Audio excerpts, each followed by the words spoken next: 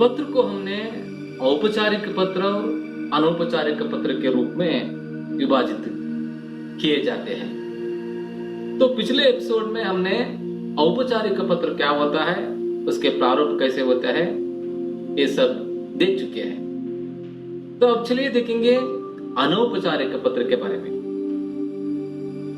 अनौपचारिक पत्र जिस पत्र में जो औपचारिक बातों की जरूरत नहीं पड़ती है उसे अनौपचारिक पत्र कहलाते हैं, जो अपने मित्रों, सगे संबंधियों एवं परिचितों को लिखे जाते हैं। इसके अतिरिक्त सुख दुख, शोक, विदाई तथा निमंत्रण आदि के लिए पत्र लिखे जाते हैं।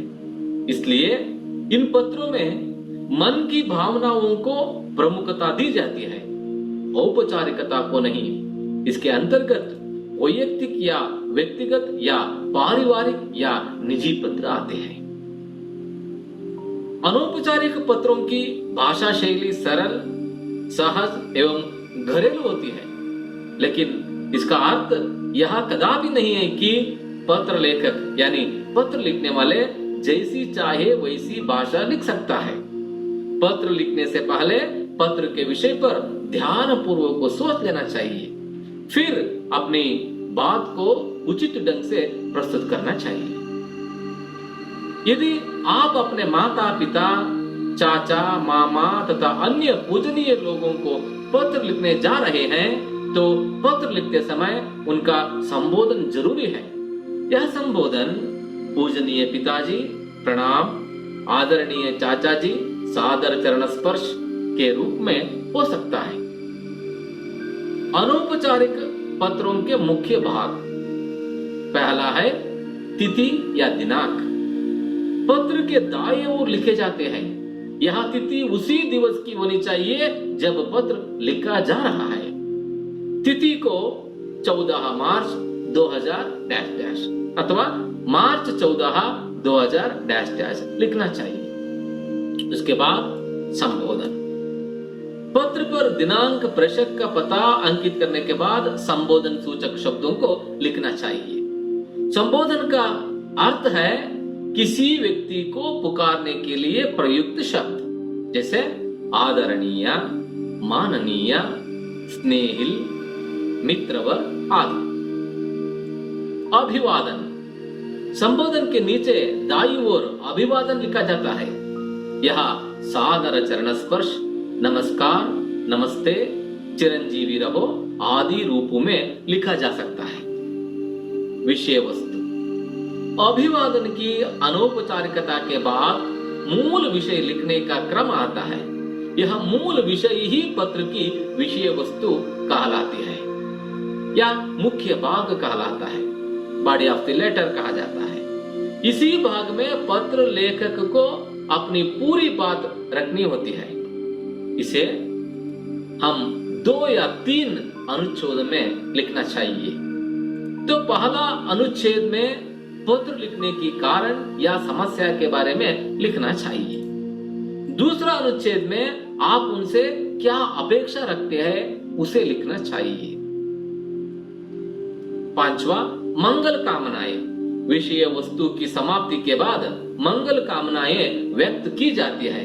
सामान्यतः मंगल कामनाएं शुभ कामनाओं सहित सस्नेह, शुभ चिंतक आदि के रूप में व्यक्त की जाती है। उपसंहार। पत्र की विषय वस्तु मंगल कामना लिखने के बाद अंत में प्रसंगानुसार आपका, भवदीय, शुभाकांक्षी आदि शब्दों का प्रयोग किया जाता है। यह पत्र के दाईं ओर लिखा जाता है।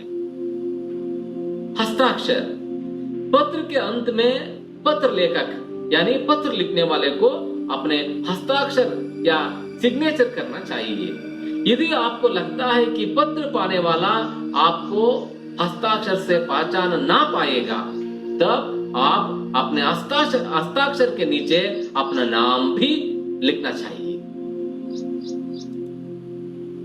8वां अंश अंत में सेवा में। इसके अंतर्गत पत्र पाने वाले के नाम और पूरा पता लिखना चाहिए। अनौपचारिक पत्र की प्रशस्ति, अभिवादन और समाप्ति। अगर अपने से बड़े आदरणीय संबंधियों के लिए पत्र लिखना हो तो इस तरह होना चाहिए। प्रशस्ति आदरणीय, पूजनीय, पूज्य, श्रद्धेय आदि। अभिवादन इस तरह होने चाहिए। सादर प्रणाम, सादर चरण स्पर्श, सादर नमस्कार आदि। समाप्ति इस तरह होनी चाहिए। आपका बेटा, पोता, नाती, बेटी, पोती, नातिन, भतीजा आदि। अगर अपने से छोटों या बराबर वालों के लिए पत्र लिखना हो तो प्रशस्ति इस प्रकार होना चाहिए। प्रिय, चिरंजीवी, प्यारे, प्रिय मित्र आदि। अभिवादन इस प्रकार होने चाहिए। मधुर स्मृतियां, सदा खुश रहो, सुखी रहो, आशीर्वाद आदि। समाप्ति इस प्रकार होनी चाहिए। तुम्हारा, तुम्हारा मित्र, तुम्हारा हितैषी, तुम्हारा शुभ चिंतक आदि। अनौपचारिक पत्र का एक प्रारूप।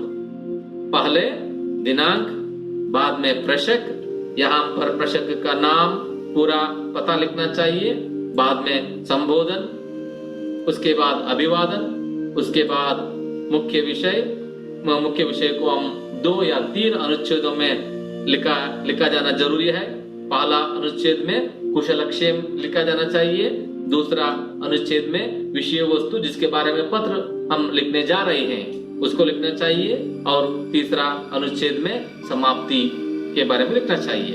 अंत में प्राप्तक के साथ प्रेषक का संबंध और अंत में सेवा में जिसे हम पत्र को भेजना चाहते हैं उसका नाम, पता पूरा लिखना चाहिए।